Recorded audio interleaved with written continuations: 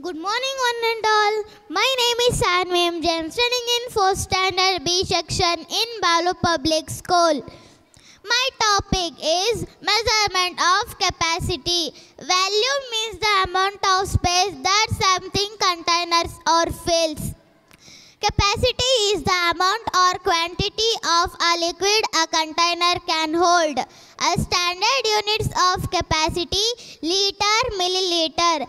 Example: this is a container. This container can hold a 1 liter of water. This container can hold a half liter of water. This container can use a milkman. This also a one container. This container use a milkman. Thank you.